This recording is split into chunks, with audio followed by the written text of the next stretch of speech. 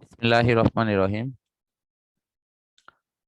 Online শিক্ষা কার্যক্রমে মাধ্যমিক শ্রেণীর পদার্থবিজ্ঞান এর অষ্টম অধ্যায় আলোর প্রতিফলন নিয়ে আলোচনা করছি। এটা আমাদের রিভিশনমূলক ক্লাস। আলোর প্রতিফলনের শুরুতেই আলোর প্রকৃতি নিয়ে আলোচনা আছে, নেচার অফ লাইট। আলো কেমন প্রকৃতির? আলো হলো একটি তাড়িত চুম্বক তরঙ্গ আকারে সঞ্চালিত হওয়া একটা বিশেষ শক্তির বর্ণচ্ছটা, যেটি মূলত কোনো পরমাণু থেকে যখন বাহ্যিক কোনো শক্তির উদ্দীপনায় তাড়িত চুম্বক তরঙ্গ আকারে শক্তি নিঃসরিত হয়, তার লাইট অংশটা তার একটি অংশ মাত্র। তো আমরা আলোর প্রকৃতিতে মূলত দেখতে পাই যে তাড়িত চুম্বক তরঙ্গ আকারে গামা রশ্মি, এক্স রে, আল্ট্রাভায়োলেট রে, তারপরে লাইট, অবলোহিত অংশ এবং বেতার তরঙ্গ, অনেকগুলো অপশন কিন্তু এখানে তাড়িত চুম্বক তরঙ্গ আকারে সঞ্চালিত হওয়া তরঙ্গের মধ্যে পাওয়া যায়। এর মধ্যে আমরা মূলত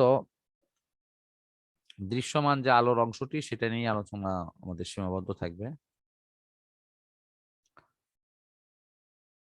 তো কোনো তলে যদি আলো পড়ে তাহলে সেখানে সাধারণত তিনটি ঘটনা ঘটে। এখানে দেখো যে আলো যখন বাহির থেকে আসতেছে তখন সেখানে আলো শোষণ হতে পারে, আলোর প্রতিসরণ হতে পারে এবং আলোর প্রতিফলন হতে পারে। এই যে প্রতিফলন হতে পারে, এই তিনটা ঘটনা ঘটবে যখন আলো কোনো তলে আপতিত হবে। তো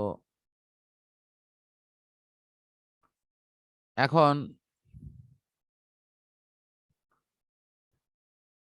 এই তিনটা ঘটনার মধ্যে আমরা এখানে প্রতিফলনের কথা বলছি।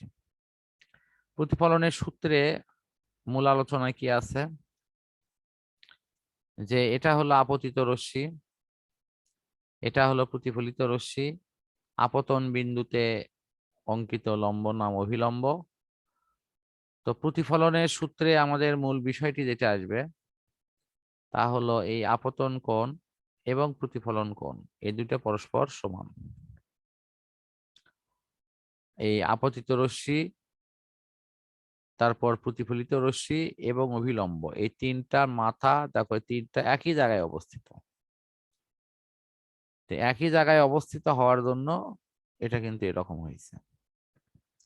তো একই সমতলে অবস্থিত এই কথাটা লেখা আছে।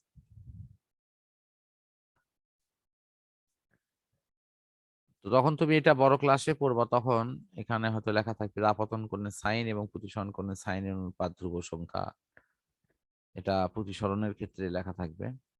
প্রতিফলনের ক্ষেত্রে সূত্রটা এরকম আকারেই পাবো। আমি মনে করি যে প্রতিফলনের মেইন থিমটাই হলো যে এটি আলোক রশ্মি যে পথে আসবে সেই পথে চলে যাবে, যে যে যেভাবে আসবে সেভাবেই যাবে। এটাই হলো প্রতিফলনের ক্ষেত্রে মৌলিক বিষয়।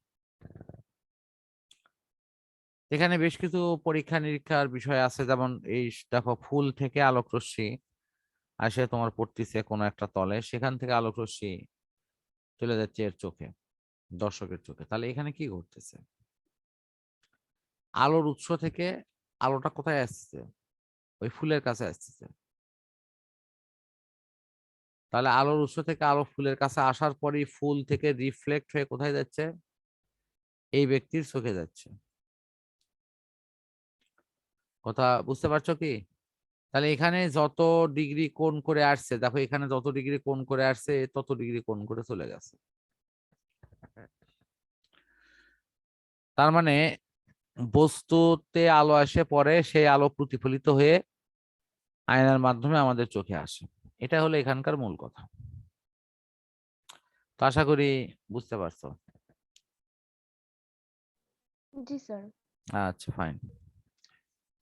এখানে আছে আলো শোষণ। আলোক রশ্মি শোষণের ক্ষেত্রে যে রুলস গুলো আছে, যেটা আমি পূর্বেও পড়াইছি, আমার মনে করে দিচ্ছি। তা হলো যা আলো কোনো বস্তুতে পতিত হলে তার নিজস্ব কালার ছাড়া বাকি সবগুলো কালার শোষণ করে, শুধু নিজের কালারটাই বাহিরে ছেড়ে দেয়। তারপরে যদি সাদা রঙের বস্তু হয় তাহলে সে সবগুলো কালারই ছেড়ে দেবে, আর যদি কালো বস্তু হয় তাহলে সে সব কালারকে শোষণ করবে, মানে সব রঙকে সে শোষণ করবে। এই তিনটা জিনিস এখানে মূলত আছে। যেমন এখানে লাল ফুলকে লাল দেখায় কেন, কারণ সূর্যের সাদা আলোক রশ্মি এখানে পড়ছে, 7টা রঙই বিশ্লিষ্ট হচ্ছে। এর মধ্যে লাল অপশনটা, সেখান থেকে লাল আলোক রশ্মি আমাদের চোখে আসতেছে, এই জন্য আমরা এখানে লাল দেখতেছি। তাহলে আশা করি যে রঙিন বস্তু কেন রঙিন দেখায় এটা বুঝতে পারছো। জি স্যার। এখানে আলোক রশ্মির যে ছবিটা দেওয়া হয়েছে, এই আলোক রশ্মি নিয়মিত প্রতিফলনের ফার্স্ট ছবিটা, আলোক রশ্মি যেভাবে আসতেছে ঠিক সেভাবেই চলে যাচ্ছে।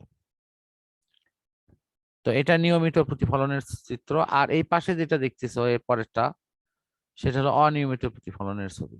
এটা হলো অনিয়মিত আর এটা হলো তোমার নিয়মিত। তো এরপরে আয়না বা দর্পণ, যে মসৃণ তলে আলোর নিয়মিত প্রতিফলন ঘটে তাকে বলা হয় আয়না বা দর্পণ।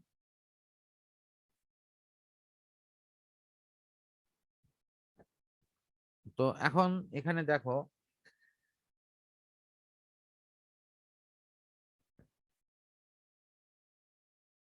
এই যে প্রতিবিম্ব আমরা এখানে দেখতে পাচ্ছি,